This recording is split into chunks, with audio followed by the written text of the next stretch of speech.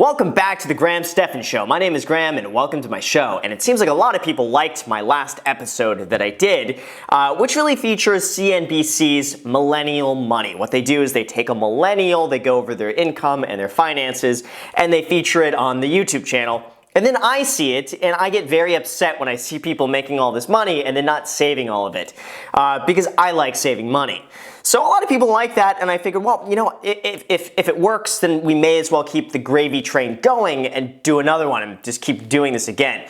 So I was trying to figure out which episode to do, and I figured the best way to do this is always just go to the YouTube channel and then sort by most popular. So that's what I did, and we have this. Living on $150,000 a year in New York City, Millennial Money.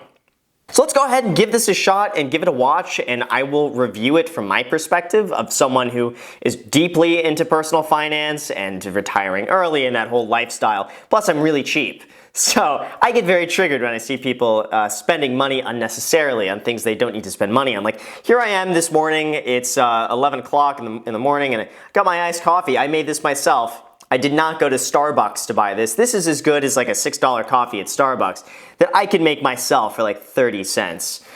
So anyway, let's get into this. Is 34 millennial? I feel like that's a little bit too old for a millennial, but let's find out. Let's do Google this. Google millennial.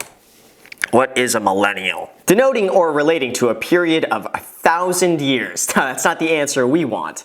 Let's see. Anyone born between 1981 and 1996 is considered a millennial. So technically 34 is a millennial. That's how you can tell I'm getting old. It's just like I'm thinking 34. I'm like, no way, is that millennial? Yeah, okay, so now we know. Let's get back to the video.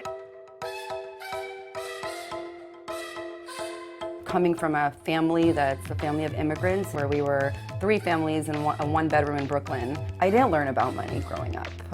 My experience with money was seeing my family hustle, and now everyone's doing really well. I think you could tell already she's got some pretty good work ethic. If she grew up seeing that, I think, judging by what she just said, she's going to be a really hard worker, and I think she's going to be pretty smart with her money, but let's just see.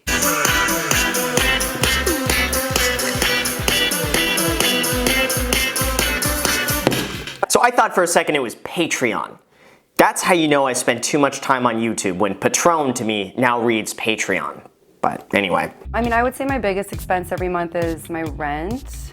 I do have health insurance. I pay about $400 a month for it.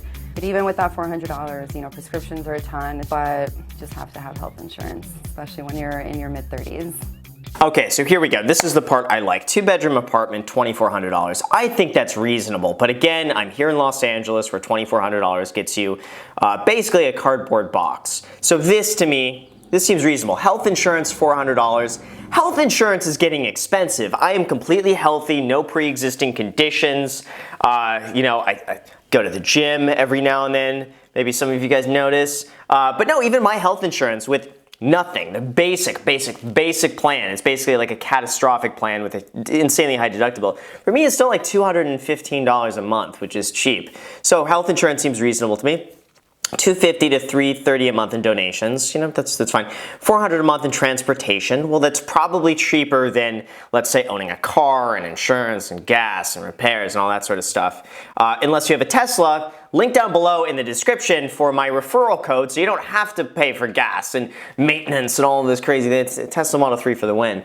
Groceries, $200 a month for groceries, $150 to $200 a month for an iPhone. What kind of iPhone costs $200 a month? Why? Why? Okay, so I pay, I think it's $83 a month for unlimited everything on my iPhone. I don't get what's costing $200 a month unless you go and finance new iPhones every year and you always have a payment on top of a really expensive phone plan. There's no reason why her iPhone should be costing $200 a month. Unless she's the type that she's just downloading apps all day. Like maybe she's playing all of these games all day with in-app purchases and she's just like $1, $1, and then like $200 later. Anyway, I digress. Electricity and internet. So honestly, her spending at $4,100 a month is reasonable to me. I would say that's a decent budget. One, just being used to that Friday, direct deposit, having to really know where every single dollar is coming from. Another challenge is just money management for me, putting aside money to pay your taxes every year, and also just knowing your worth. I think that was something that I learned a lot. You know, you start doing designs for like $200-300, and then you realize there's people that are doing this for hedge funds that are charging like $100,000 just for a logo.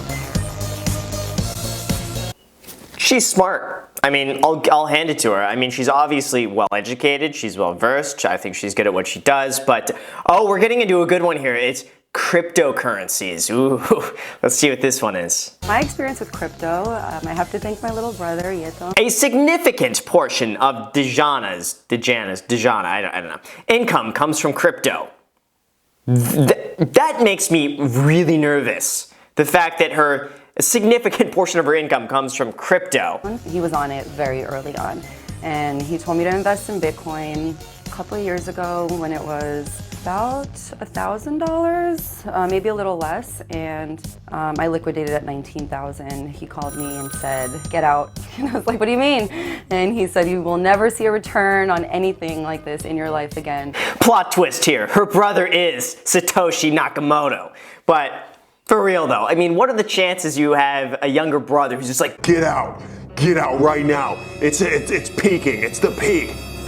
How many people have the education to predict the peak when it is actually the peak and sell off at the high?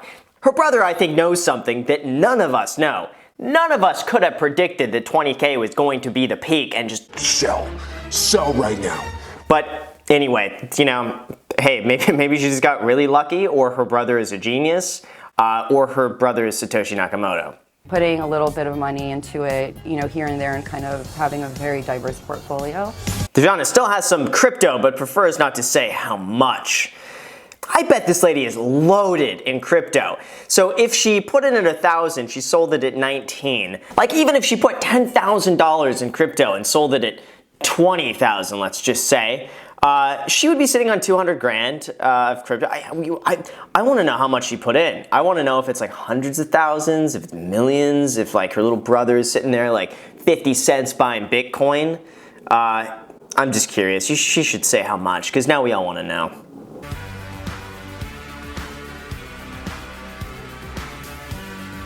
All right, so this is the part I'm kind of confused on. She saves 10 to 15% of her monthly income, but then right here, only 5% of that is set aside for her retirement. So what happens to the other 5 to 10%? Where does that go? If she's saving, where is it?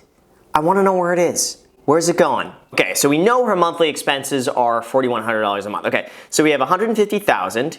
Let's just say after taxes, she's left over with, I don't know, $105,000. Let's just say $105,000. Okay, so that works out to be $87.50 a month. She's spending $4,100 a month, and that leaves her with $4,650 left over, of which, let's just say she saves $15,000 a year, and that leaves her with $3,400 a month left over.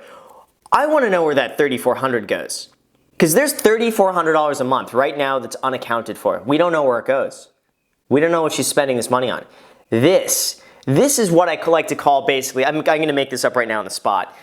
It's really the phantom drain.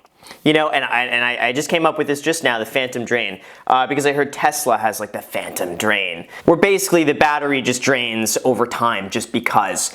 I'm going to call this phantom drain like a savings drain, because I bet she's making a lot of little impulse purchases here and there on Starbucks and other maybe little miscellaneous things just add up over time. Because $3,400, there's $113 every day that's missing right now. It's gone. Where's it going? That's the phantom drain, is the money that you have that you don't know where it goes, but it's just gone. Maybe she explains it though. Let's give this a shot. Every dollar I spend, I think of how I can make like $3 to cover it, you know, and that's always in my head. I buy a purse for $200 and I'm like, where am I gonna make $500 tomorrow? That's pretty smart. You know, I actually do the same thing. If I spend money on something, my whole thing is I want my investments to pay for this. Like the Tyrannosaurus Rex skull, you got to figure out how my investments are gonna pay for this. My computer, I figure, well, you know, I can make this back in like, you know, half a day on YouTube. So every little thing I kind of calculate, how much money do I have to invest in order for it to pay for it, or how long will it take for this just to pay for itself? So I agree with that mindset. But I noticed here, very subtle, I pick up on these things. She didn't mention that handbag spending in her monthly expenses. So remember how I said there's money just disappearing every day? Well, I have a feeling maybe it could be these handbags or little things like this that just add up over time. But that's fine, you know, it's her life. So let's keep going. My goal is to retire by 40. I always say if you live in Manhattan, you have to hate yourself a little bit. Goal is to retire, hold up. 1 second, pause everything. Retire at 40. She's 34 now. She has 6 years to retire. 6 years to retire on a $150,000 a year income, saving 10 to 15% of her. That's not gonna happen. The only way she can retire is if she's like huge into crypto, like she's just hiding it from, you know, like she's going and spending all this money in handbags because she's got like $20 million worth of crypto right now that none of us know about. That's what I think is going on. If I were to guess, I bet she's loaded in crypto. Because otherwise, she's not going to retire in 6 years off of her current spending. There's no way. I just can't see how she would have more than, I don't know, a few $100,000 in retirement accounts, assuming she's been saving for the last, you know, not 20 years, obviously. What is it, like 16 years of saving and investing and all that, unless she has money in crypto. That's all I'm gonna say. You know, it's not easy to live here, so I'm really working up to taking everything I made here and enjoying the rest of my life somewhere else. Yo, that's just gotta be some random stock footage of like a Porsche Speedster. I highly doubt that's her in the Porsche Speedster. Driving above the clouds somewhere. That looks like a commercial to me from Porsche, but I don't know why they threw that in there. But anyway, I had to mention that. So I never felt like I was great with money, and the more I talk about it, the more I realize you hear where you can do better and where you can spend less. So basically, I think my take on this is that she's obviously smart. She's debt-free, she seems like she's good at business, it seems like she respects money. My only concern is, where does it go? Because like we said, we calculated her expenses at $4,100. If she makes $105,000 after paying taxes, that's $8,750 a month. Subtract that by $4,100. That leaves her left over with $4,650. We subtract, let's even subtract an extra $1,500 a month in savings, $3,150. Let's even just subtract another like $500 for like random stuff. She's basically got $2,600 a month coming in that's unaccounted for. Where does it go? I want to know where it goes. $2,600. That's not in her expenses. That's not in her saving. So I'm guessing $2,650 a month is basically her just fun money. Because you know what, I realized that back in her budget here, let's go back here. Yeah, okay, so I found it. So basically, $2,650 has got to be your fun money, because this assumes her typical monthly spending is basically she lives my life and just not leave the house and work all the time, and basically don't go out and spend money. But obviously here, she spends money. So I have a feeling $2,650 a month is really her budget because shopping is not in here. It's her shopping budget. It's her going out budget. It's vacation budget. It's everything else. And that's $2,650. That's where it's going. I wish she included that in the typical monthly spending. My whole thing is she's smart. It seems like she's ambitious, but she should be saving a lot more. You know, and if her goal is to retire in 6 years, she can't be spending $2,600 a month on just whatever and not even mention it in a typical monthly spending budget, you know, at least mention it. So yeah, anyway, that's my take on it. And if she happens to be watching this video, my only recommendation at this point would just be to save more. I don't think really you can cut back on much else. I think your typical monthly spending at $4,100 a month is reasonable for what it is. I think I can't really complain except for the iPhone. I think you're spending too much on your iPhone and you should cut back on those in-app purchases. And then other than that, it's really the $2,600 that's unaccounted for that we don't know where it goes. Where does it go? I have a feeling it's probably in crypto. I think she's stashing money away and she doesn't want anyone to know about it. That's what I think. Her brother, she should really listen to her brother more. I think he knows something that the rest of us don't know. So if the brother is watching here, yo, hit me up, tell me what to invest in. I wanna have an almost 20x return on my money. So maybe you can help me out. So anyway, that's my thoughts on this. If you guys enjoy this content, make sure, as always, to destroy the like button, destroy the subscribe button, subscribe if you haven't already. Add me on Instagram. I post there pretty much daily, so if you want to be a part of it there, feel free to add me there. Thank you again for watching, and until next time.